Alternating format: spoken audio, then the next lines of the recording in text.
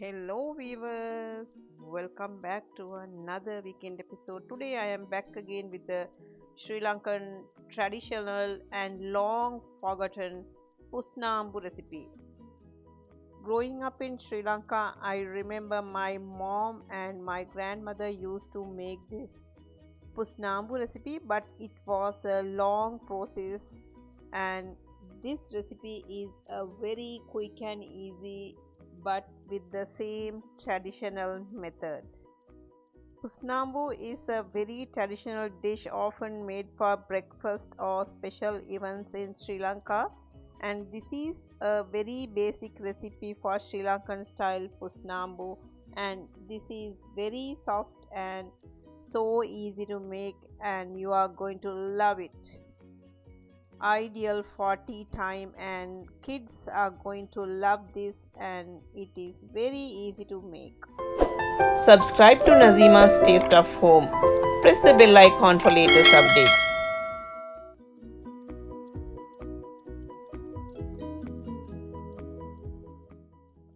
Let's check out the ingredients. This is 1.5 cups of store-bought rice flour. You can use red flour instead. Half a cup of all-purpose flour, half teaspoon quick active yeast and half teaspoon baking soda,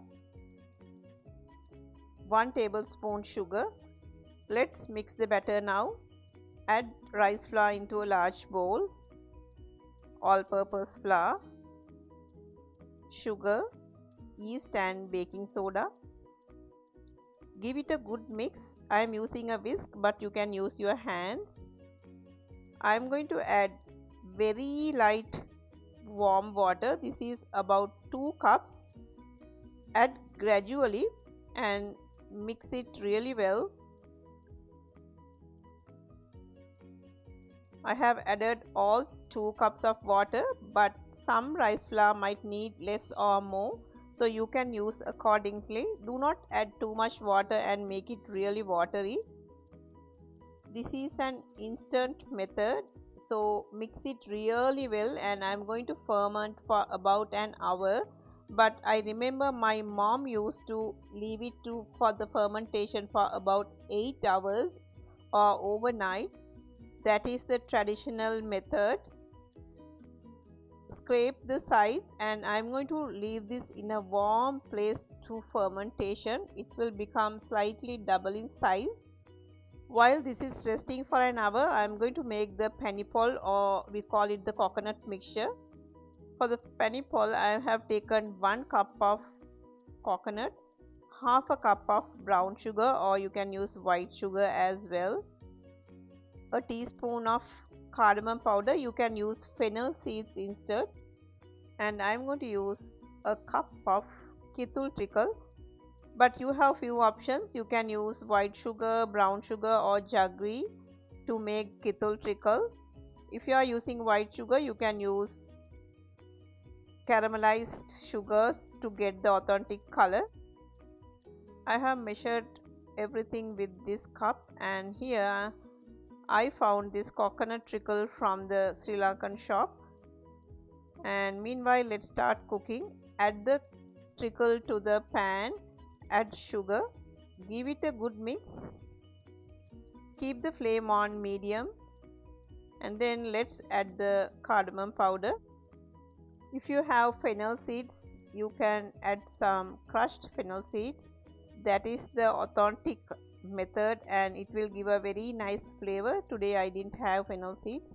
Now this has started bubbling. Now let's add the shredded coconut.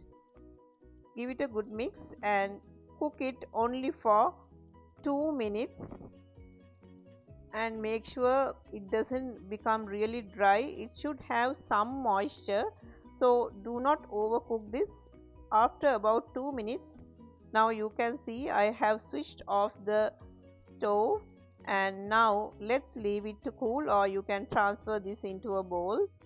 Leave it to cool completely before we add this to the batter. After about an hour in a warm place, now you can see this has slightly become doubled in size, and it has fermented well. but I wish I could keep it a little longer. So anyway, it's okay. I'm going to now mix it with the pineapple. Let's add half teaspoon salt. Give it a good mix. Now let's add the coconut mixture or the pineapple. Now combine both together. Give it a good mix. I am using the whisk again to combine really well. Now look at this color. This is the color we want. Now I am going to leave this for about 10 minutes and let's get ready with the molds. There are few options. You can use any bowls, even the ceramic ones or the stainless steel or whatever you have at home, even the teacups. I am going to grease the bowls with some butter. Apply some melted butter so that way it doesn't stick in the bottom and it comes out easily. Now add the batter to the prepared molds. Do not add too much, add up to 3/4 of the bowl, otherwise it will overflow.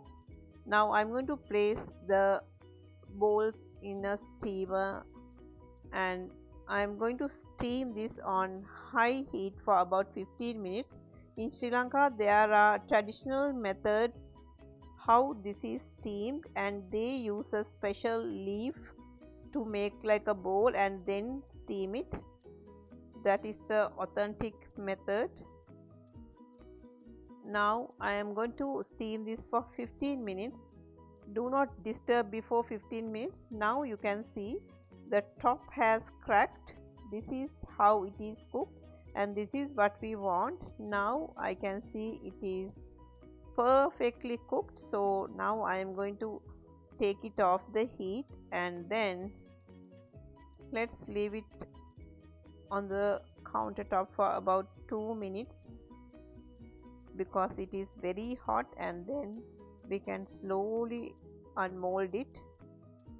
I would suggest you to keep it at least for 5 minutes because it is still hot. After now about 5 minutes I can handle it. Now see, it has cooked really well in the bottom. This is how we want this and it is perfectly ready now. Hope you enjoyed this simple and easy long forgotten Pusnambu recipe. I am going to enjoy this with a hot cup of tea. Look at this super soft Pusnambu. If you like this recipe, please share it with your friends and family. Spread the joy of cooking. See you soon with another interesting recipe. Thanks for watching. See you later.